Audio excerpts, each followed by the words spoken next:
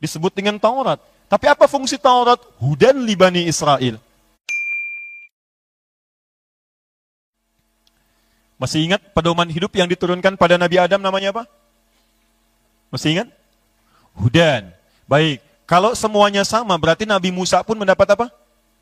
Hudan. Nama kitabnya Taurat, tapi substansinya Hudan. Buka Quran surah 17, ayat kedua. Paling kiri sebelah atas.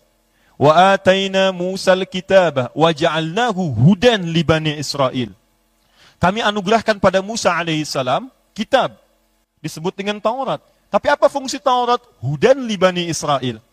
Di dalam Taurat ada pedoman kehidupan, khusus bagi Bani Israel saja. Nabi Muhammad mendapatkan kitab. Ingat, apa kitab yang diturunkan pada Nabi Muhammad? Namanya apa? Al-Quran. Tapi apa substansi fungsi Al-Quran itu?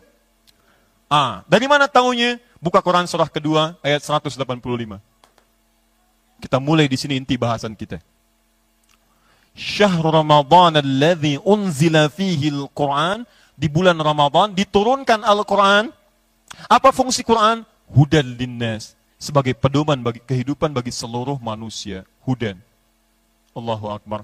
Saat Allah menurunkan Al-Quran, ternyata Quran itu didesain bukan sekedar menjadi kitab bacaan, tapi ada pedoman hidup di sana yang bisa mengarahkan pada kesenangan dan ketenangan dalam kehidupan.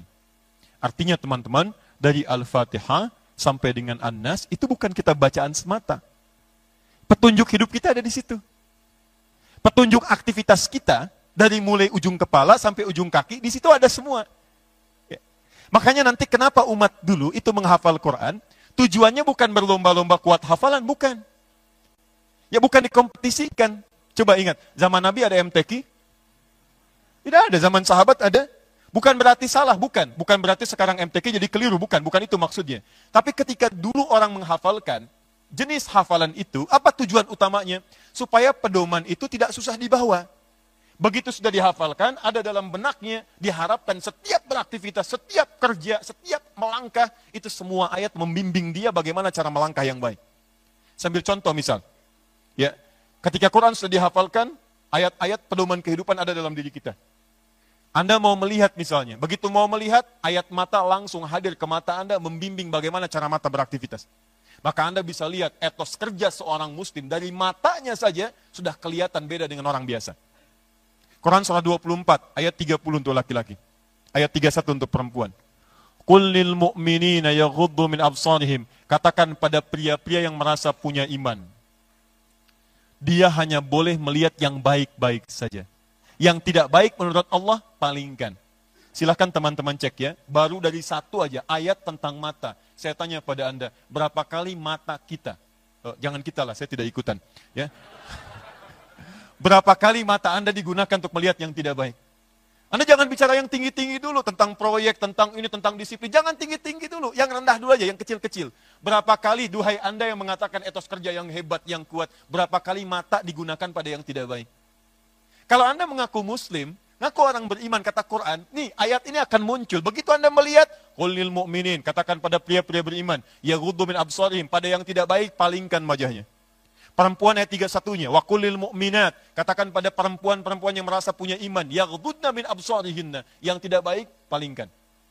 Berapa kali Anda melihat profil yang tidak baik di Facebook? Gambar-gambar yang tidak elok. Anda punya istri yang dilihat istri orang. Kan? Masya Allah. Ibu punya aktivitas yang dikomentari, komentar suami orang, dan seterusnya. Berapa kali gambar-gambar dilihat pada yang tidak pantas? Berapa kali, bahkan mohon maaf ya, jangan bicara dari sejak balik. Hari ini saja Anda menuju ke sini, berapa kali pandangan tidak bisa dijaga dari melihat yang tidak baik. Tapi ada perempuan olahraga di luar, yang dilihat sepedanya apa orangnya? Coba cek. Bahkan semakin tinggi imannya, itu nyambung. Ke tubuh yang lain nyambung Pak. Bukan cuma mata. Apa korelasi mata dengan lisan? Begitu mata berbelok, lisan berucap istighfar. Quran surah ke-3, ayat 133.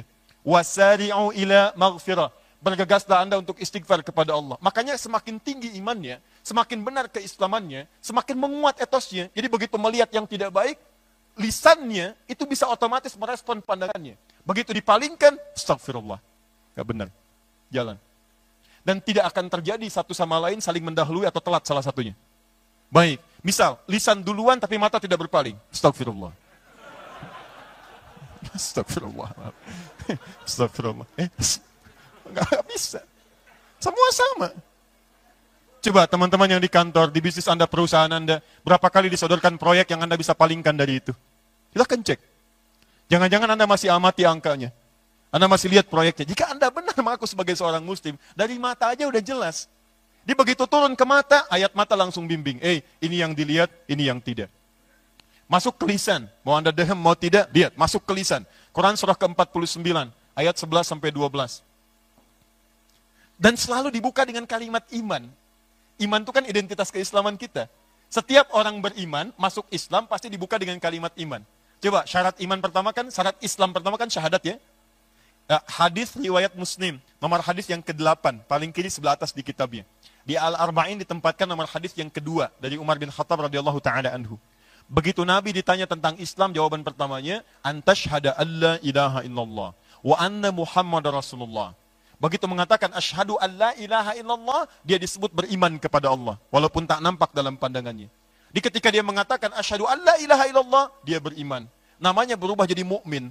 Di dalam Quran, ketika ada ayat dibuka dengan kalimat iman, itu artinya penanda keimanan seseorang.